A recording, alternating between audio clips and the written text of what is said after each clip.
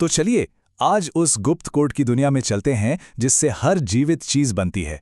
आज हम बात करेंगे वंशागति के आणविक आधार की, मतलब उस कमाल के अणु की जो हम सबको एक दूसरे से अलग और इतना अनोखा बनाता है। ये नंबर देखिए, 2.25 मीटर। अब जरा सोचिए, इतना लंबा, मतलब एक इंसान की हाइट से भी ज्यादा लंबा धागा एक ऐसी नन्ही सी कोशिका के अंदर कैसे फिट हो सकता है जिसे हम देख भी नहीं सकते। नहीं नहीं, ये कोई जादू नहीं है, ये तो कुदरत का एक इंजीनियरिंग करिश्मा है। और आज हम डीएनए की इसी हैरान कर देने वाली पैकेजिंग को समझेंगे। तो चलिए शुरू करते हैं अपनी ये मॉलिक्यूलर जासूसी। इस पहले हिस्से में हम ये पता लगाएंगे कि आखिर ये चमत्कारी अणु है क्या, और वैज्ञानिकों ने ये साबित कैसे किया कि भाई यही वो चीज है जो हमारी जेनेटिक जानकारी को एक पीढ़ी से दूसरी पीढ़ी तक ले जाती है। देखिए, बहुत सालों तक ना साइंटिस्ट के बीच एक जबरदस्त बहस चलती रही कि आखिर जेनेटिक कोड की चाबी है किसके पास।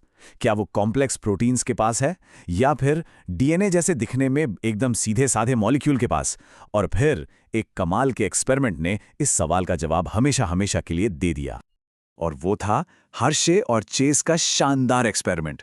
उन्होंने किया क्या, उन्होंने बड़े चालाकी से वायरस पर रेडियो एक्टिव लेबल लगा दिए, एक ग्रुप में प्रोटीन पर और दूसरे में डीएनए पर।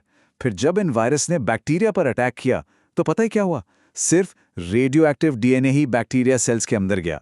बस ये पक्का सबूत था कि डीएनए ही वो मैसेंजर है जो जेनेटिक इंस्ट्रक्शन लेकर जाता है। अच्छा, तो अब हम ये तो समझ गए कि डीएनए करता क्या है, पर सवाल यह है कि ये बना किस चीज से है। चलिए अब इसे इसके सबसे बेसिक हिस्सों में तोड़कर देखते हैं कि आखिर इस कमाल के मॉलिक्यूल के अंदर है क्या क्या। डीएनए और आरएनए ये दोनों न्यूक्लिक एसिड नाम के एक परिवार के मेंबर हैं।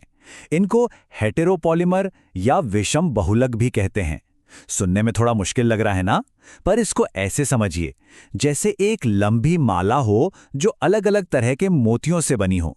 यहां पर हर एक मोती एक न्यूक्लियोटाइड है।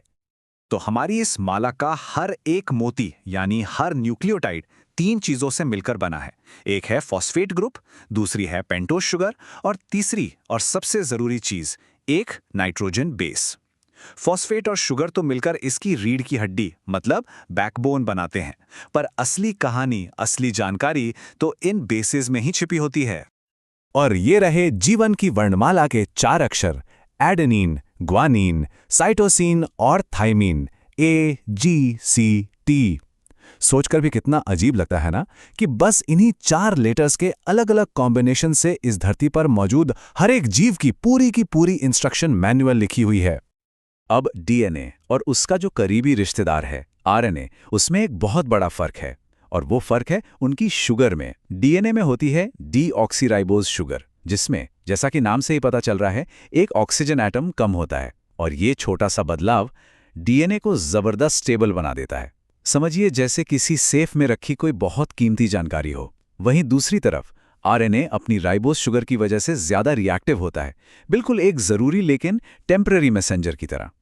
तो चलिए अब जब हमारे पास सारे बिल्डिंग ब्लॉक्स आ गए हैं तो देखते हैं कि ये सब जुड़कर वो आइकॉनिक शेप कैसे बनाते हैं जिसे आज पूरी दुनिया जानती है, यानी कि डबल हेलिक्स।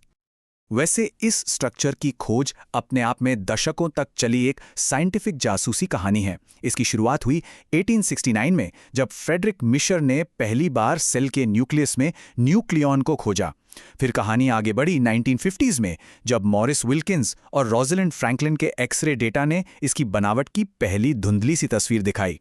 और फिर आखिरकार 1953 में जेम्स वॉटसन और फ्रांसिस क्रिक ने इन सारे सुरागों को एक साथ जोड़ा और दुनिया के सामने रख दिया डबल हेलिक्स का वो मशहूर मॉडल। तो आखिर ये डबल हेलिक्स दिखता कैसा है? सोचिए, ये एक घुमावदार सीढ़ी है। इसकी 2 पटरियां हैं जिन्हें स्ट्रैंड्स कहते हैं, और ये दोनों पटरियां एक दूसरे की उल्टी दिशा में चलते हैं, जिसे एंटी पैरेलल कहा जाता है, बिल्कुल किसी हाईवे की 2 तरफा सड़कों की तरह। शुगर और फॉस्फेट से बनी ये पटरियां बाहर की तरफ होती हैं, और सीढ़ी के जो डंडे हैं यानी हमारे बेसिस, वो अंदर की तरफ एक दूसरे से हाइड्रोजन बॉन्ड से जुड़े होते हैं। और सबसे मजेदार बात यह है कि ये जुड़ाव ऐसे ही रैंडम नहीं होता। इसका एक बहुत ही सख्त नियम है जिसे बेस पेयरिंग का रूल कहते हैं। सिंपल सा रूल है, एडेनिन ए हमेशा और सिर्फ हमेशा थायमीन टी के साथ जुड़ेगा और ग्वानिन जी हमेशा साइटोसिन सी के साथ। बस यही छोटा सा नियम डीएनए के पूरे स्ट्रक्चर और उसके फंक्शन की नींव है। एक सवाल है, कभी सोचा है कि डीएनए की सीढ़ी की चौड़ाई हमेशा एक जैसी क्यों रहती है? वो कभी मोटी या पतली क्यों नहीं होती? इसकी वजह भी वही कमाल का नियम है। होता यह है कि एक बड़ा डबल रिंग वाला बेस, जिसे प्यूरीन कहते हैं, यानी ए और जी, वो हमेशा एक छोटे सिंगल रिंग वाले बेस यानी पिरिमिडीन सी और टी के साथ जुड़ता है। इसी शानदार डिजाइन की वजह से इसकी चौड़ाई हमेशा परफेक्ट रहती है। अब डीएनए की सबसे कमाल की शक्तियों में से एक है खुद की एकदम परफेक्ट कॉपी बनाने की काबिलियत। और ये प्रोसेस जिंदगी के हर पहलू के लिए जरूरी है, ग्रोथ से लेकर चोट लगने पर हीलिंग तक। तो चलिए देखते हैं कि सेल डिवीजन के टाइम ये अपनी जेनेटिक इंफॉर्मेशन को कॉपी कैसे करता है। ये प्रोसेस बहुत ही एलिगेंट है। डीएनए का डबल हेलिक्स बिल्कुल एक जिपर की तरह बीच से खुल जाता है। फिर हर एक पुराना स्ट्रैंड एक टेम्पलेट यानी एक सांचे की तरह काम करता है, जिस पर एक नया कॉम्प्लीमेंट्री स्ट्रैंड बनता जाता है और नतीजा 2 एकदम नए डीएनए मॉलिक्यूल्स। और मजे की बात यह है कि हर नए मॉलिक्यूल में एक स्ट्रैंड पुराना होता है और एक एकदम नया। इसी कमाल की प्रोसेस को सेमी कंजर्वेटिव रेप्लिकेशन कहते हैं। और अब आखिर में चलिए इस पहेली के आखिरी हिस्से को समझते हैं कि डीएनए में लिखी इस इंफॉर्मेशन को जिंदगी की भाषा में ट्रांसलेट कैसे किया जाता है। मतलब वो इंस्ट्रक्शंस जिनसे प्रोटीन बनते हैं और यही प्रोटीन हमारे शरीर के सारे काम करते हैं। तो हमारी सेल इस कोड को 3-3 अक्षर के शब्दों में पढ़ती है, जिन्हें कोडॉन कहते हैं। और इस कोड के कुछ बहुत ही खास नियम हैं। पहला, ये ट्रिपलेट है, मतलब 3 बेस मिलकर एक अमीनो एसिड बनाते हैं।